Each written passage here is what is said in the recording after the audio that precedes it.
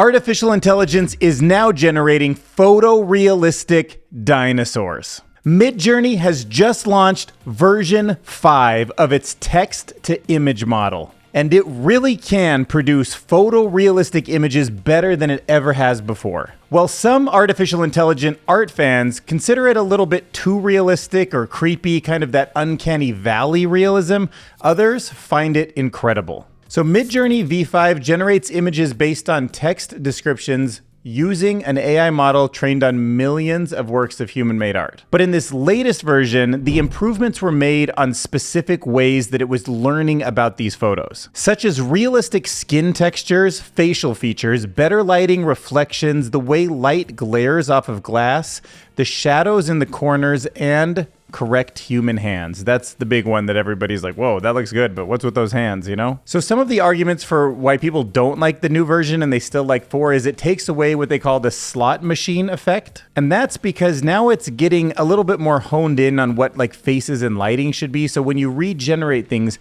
you're not getting as much creativity in some sense, but you're definitely getting more precision. Here are some comparisons of Midjourney version 3, version 4, and now version 5. Look at how far this text-to-image model has come in just 6 short months. I mean, it's definitely getting better at understanding lighting and mood and human proportions. And it's funny about the hands because real artists often have a lot of trouble getting really good at drawing a hand long after they can understand faces and shoulders. But a lot of the commentary so far has been about the realism of the hands because drawing realistic hands, even for human artists, is very difficult, and it's been a big problem in some of the earlier versions in almost all the text-to-image models. And so far, in my opinion, I think that it's a little bit too realistic for my liking also. I do find it in the uncanny valley a lot of times, but somehow I'm not going to stop using it either. Like, I feel like I just need to harness it and find the keywords that make me use it in a way that feels kind of more creative, more art style, I think is what I want. So something like watercolor or painting or abstract. I've been playing around with keywords like that so that when I want the realism, I can harness the realism. And when I want the creativity, I can prompt it. AI robots just streamlined the entire farming, harvesting process. So there's this cool new system, a series, almost a conveyor belt of robots that can actually harvest and transport food. And it's perfect for the future of smart farming. Now, these robots were developed by the Korean Institute of Machinery and Materials, the KIMM, so the KIMM. Their goal was to create this multiple robot system to help with farms that don't have enough workers. So these robots can do all sorts of things, but it falls into 2 big buckets, which is actually harvesting the crops and then transporting them to the destination. And when they're put together, that's the whole chain. If you think about an apple, for example, that's right from the tree, picking it, dropping it into a basket, taking that basket to a truck, having that truck autonomously drive it to the destination like the grocery store, all the way to the consumer. And in the past, it's been pretty hard. Robots haven't been great at harvesting in particular because it takes a lot of precision to get in there. You know, trees grow with all these crazy branches. How are you going to get in there and get everything correctly off the branch without a human who can kind of see it and navigate it? But now the KIMM robots can accurately recognize crops, and they can use a new agile robotic hand for harvesting. And when this new robotic hand has picked all of the crops, it can drop it into a transport unit and whoosh, off it goes. In my opinion, the development of this robot system for transporting and harvesting crops is a complete game changer. And although in general, I'm still a little skeptical about how many jobs we should really be replacing with robots, I will say that in this vertical, getting food from where it's grown in a healthy way and in a fast way to all of the people who are actually starving to death would be such a godsend. And that's a great place to start with robotics like this.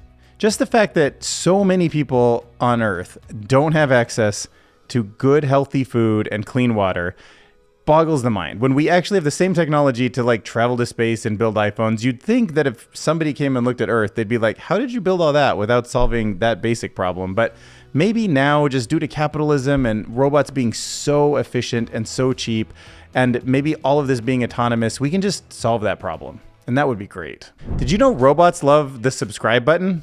I don't know what your opinion is, but we have one on the Curious Future YouTube channel. So if you want to hit it, that'd be cool. Now let's talk about drone delivered prescriptions, a game changer. So new drone delivery systems for prescription medicine. Michigan Medicine has teamed up with Zipline to start using drones to deliver prescriptions. So this cool partnership with Michigan Medicine should double the amount of prescriptions that they can deliver. It's also more eco-friendly, and when it comes to customization, the kind of people that have extremely rare diseases and very specific medication that isn't everywhere in all pharmacies, this can definitely help them get what they need quicker. So right now, the drones can deliver within a 10-mile radius, and they can get anywhere in that radius in 10 minutes. Now, Zipline's next generation drones have already completed over 540,000 deliveries. Plus, patients and their caretakers can actually see on either the website or a custom app where the deliveries are, where all the drones are and the prescriptions at any time. Plus, patients and their caretakers can actually use either the website or an app to see where their prescriptions are, where the drone is with it at any time and in real time. So just building on the idea of the Zipline drone delivery system for prescriptions, I could also imagine just drones generally helping patients all over. We could expand it for get well messages, care packages, and maybe even card games. Maybe drone canasta? I mean, definitely getting your prescription fast is the most important thing. But wouldn't a surprise drone delivery with like a message or a care package actually have another level of positive impact on the patient's mental health and overall well-being? So start with the practical impacts, but then think about ways that we could actually uplift the patient's spirits. I think it might also be a unique opportunity to build a sense of community.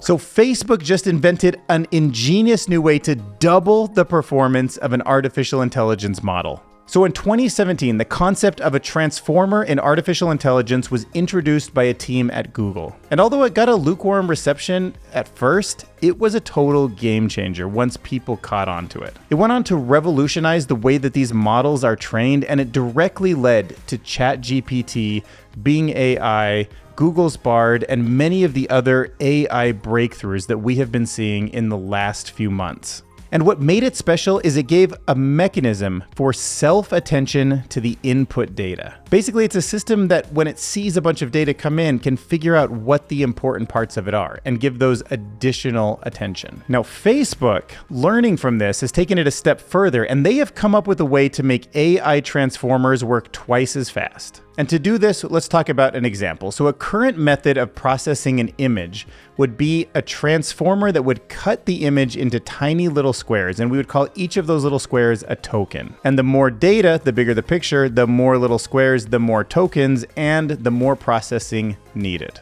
But to speed this along, researchers came up with a technique to reduce the number of tokens needed to understand the entire image without sacrificing any quality. Facebook's new method combines similar patches to cut down on the computational complexity. So Facebook's new method finds patches that are ultra similar and just combines them into a single token to cut down on the complexity. And these models often end up merging more than 40% of the tokens, and that's a huge savings. It means they can double the processing speed with a very minimal loss of quality. And because transformers are the basis of so many of the models that we are using right now, this is going to have an actual real-world impact soon. Facebook's ingenious new compression for doubling the performance of these artificial intelligent transformer models. And when I first read the article, I was trying to think in my head, what kind of changes could they have made to the architecture to make it twice as fast? And I never thought it was going to be compression. That was a really outside the box way to think about this problem, and it really impressed me. Because instead of thinking about layers, they actually thought about the mathematics and what makes something similar. Because people who really understand compression, the people who made waves into MP3s that sound nearly identical but take up 1/10 the amount of space, these are true mathematicians for the most part. They're really down in the weeds, and they're thinking about, how can I represent a more complex piece of information with a less complex piece of information and have it approximate or be perfectly accurate? And in the same way that these huge models that really only the super mega tech companies can build the primary models right now, as this gets smaller and smaller, it's going to allow for more players to enter this industry. And as it shrinks and shrinks and shrinks, maybe we'll have the computational power to really customize some of these models on our own hardware. And that will open up a whole world of individual AI to all of us.